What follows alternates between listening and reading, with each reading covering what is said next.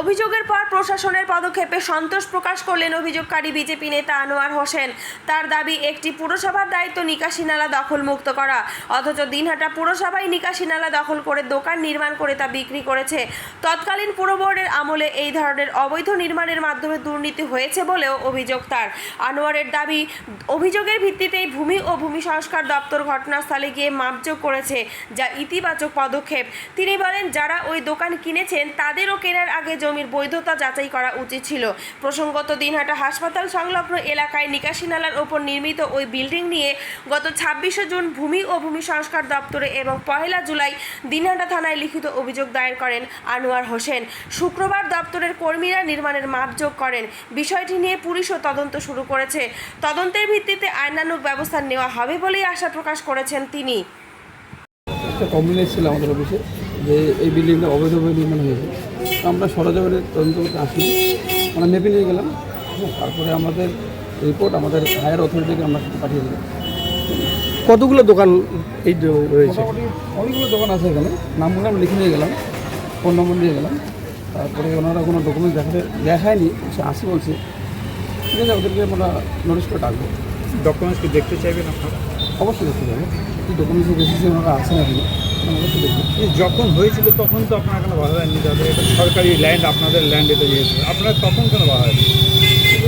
আগের ঘটনাটা তো বলতে পারবো না, আমি তো বেশি দিন হয়নি, আসছি 1 বছর হলো। আগের ঘটনাটা কী হয়েছে বলতে পারবো না। সেক্ষেত্রে যারা দোকান মালিক রয়েছে তারা তো দাবি করছে তারা ন্যায্য টাকা দিয়ে পুরসভার অর্থাৎ সরকারের কাছ থেকে কিনে নিয়েছে।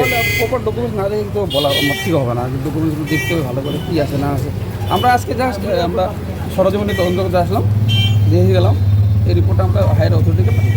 কি নাম আপনার? আমার নাম মনোজ কুমার সরকার, ল্যান্ডটা রেভিনিউ অফিস। ল্যান্ডটা কি পৌরসভার নাকি? এবার আমাদের অফিসে গিয়ে আমাদের যে ই-বুঝিত সফটওয়্যার আছে সেখানে গিয়ে দেখতে হবে, প্রতিদিনটা সার্চ করে দেখতে হবে কার নামে আসে না আছে। প্লটটাকে সার্চ করে দেখবো কার নামে আসে না আছে, তারপরে বলতে পারবো। ভাইজার জায়গাটা কি মিউনিসিপ্যালিটি? সেটা অফিসে গিয়ে আমরা তদন্ত করে দেখতে পারবো। আইনিভাবে অকুপাই করে দোকানদারদের কাছে বিক্রি করা হয়েছিল বিল্ডিং বানিয়ে। আজকে তার মাপযোগ হলো, কি বলবেন? হ্যাঁ, আমি একটা কমপ্লেন করেছিলাম আর কি। পৌরসভা বেআইনিভাবে নালা ভরাট করে একটা বিল্ডিং করেছে, তো তার ইনকোয়ারি আজকে হলো। এটা ভালো লাগছে যে পৌরসভা তদন্ত শুরু করে দিয়েছে বিএলও দপ্তর। এবং থানার থেকে আইজি সাহেব আমাকে বলেছে যে খুব তাড়াতাড়ি তদন্ত করে খুব যা অ্যাকশন নেওয়া, তো আইনি পরীক্ষা তাড়াতাড়ি অ্যাকশন নেবে আর কি। তো সেই হিসেবে কথা সূত্রে কাজ চলছে, তো ভালো লাগছে। আমি চাই তদন্ত করে, যেহেতু এটা নালায় আছে, নালাটা ক্লিয়ার করে দেওয়া হোক। নালা ক্লিয়ার করতে গেলে সেই বিল্ডিং ভাঙার একটা প্রশ্ন চলে আসবে। সেক্ষেত্রে যারা ব্যবসায়ী তারা তো দাবি করছে ব্যবসায়ীরা যে তারা বৈধ টাকা দিয়ে সরকারিভাবে পৌরসভার কাছ থেকে কিনে নিয়েছে। সেক্ষেত্রে তাদের কি হবে? ব্যবসাদের এটা খেয়াল রাখা উচিত ছিল যে জায়গাটা তারা কিনেছে, যে জায়গাটা বিল্ডিং উঠেছে, সেই জায়গাটা আসলে কার এবং জায়গাটার স্ট্যাটাস কী আছে এটা তাদের বোঝা উচিত।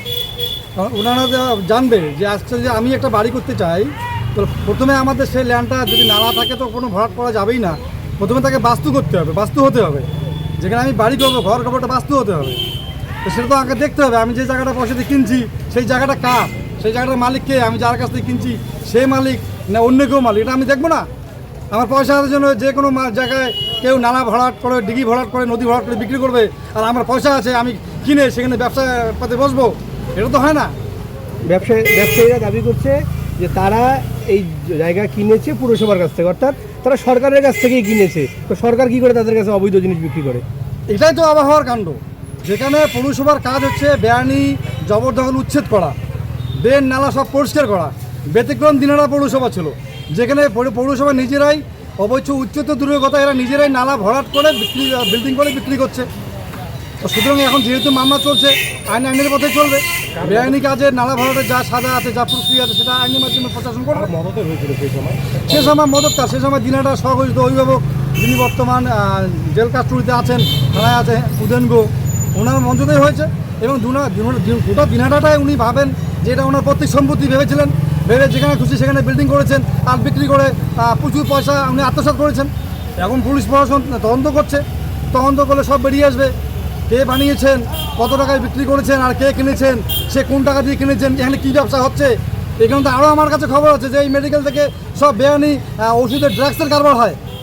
যে ড্রাগস আমরা দেখি মাঝে মাঝে যে ড্রাগসের কারবার হয়, বিভিন্ন নেশার ট্যাবলেট, সেখানে এই গণেশ মেডিকেলের আন্ডারে সেই ড্রাগস আসে। এবং এখানে এসে এখান থেকে গোটা সীমান্ত এলাকা এখানে বাংলাদেশে পাচার হয়ে যাচ্ছে। তো আশা করি সেই তদন্ত বেড়ে আসুক। আপনারা যে জায়গায় অভিযোগ করেছেন ঠিক রাস্তার উল্টো দিকেও একই অবস্থা, ড্রেন মানে রাস্তার জমি অকুপাই করে বিভিন্ন দোকান গড়ে উঠেছে। গোটা দিনহাটা পৌরসভা, শুধু এটা না, গোটা দিনহাটা পৌরসভায় ড্রেন এবং রাস্তা বেআইনিভাবে দখল করে এখানে বেআইনিভাবে ব্যবসা করা হচ্ছে। এতে সাধারণ মানুষ ভুক্তভোগী। আজকে এটা হাসপাতাল, এখানে আজকে যেখানে একটা লোক আছে, একটা গাড়ি দাঁড়াবেন, গাড়ি দাঁড়ার জায়গা নাই। আজকে যারা পথচারী, এখানে অনেক পথচারী আছে যা চলাফেরা করবে, আর তাদের হাঁটার মতো কোনো রাস্তাই নেই, জায়গা নেই। পথচারী যে হাঁটবে, হাঁটার মতো জায়গা নাই, সেই জায়গায় ফুটপাতে দখল করে আছে, সব বেআইনিভাবে দখল করছে, পয়সা নিচ্ছে, বিক্রি করছে, আত্মসাৎ করছে। কারণ এখানে শুধু পয়সা লাগে। মানুষের, সাধারণ মানুষের পরিষেবা, সুযোগ সুবিধা, এটা তো এদের ধ্যান জ্ঞান নাই। এদের তো একটাই টার্গেট, যেভাবে হোক আমার পয়সা রোজগার করতে, আমার পয়সা লাগে। তো একটা মানুষের কত পয়সা লাগে সেটা এখন তদন্ত হচ্ছে, মামলা চলছে, তদন্ত করে দেখা হোক উনি কত পয়সা কালেকশন করেছেন, সে পয়সা কোথায় কোথায় রেখেছেন, কী কাজে ব্যবহার করেছেন। শুধু এই দেশেই আছেন, বিদেশেও পাচার করেছেন। আশা করি পুলিশ প্রশাসন তদন্ত করছে, তদন্ত সব বের হয়ে আসবে। আপনার নাম? আমার নাম আনোয়ার হোসেন।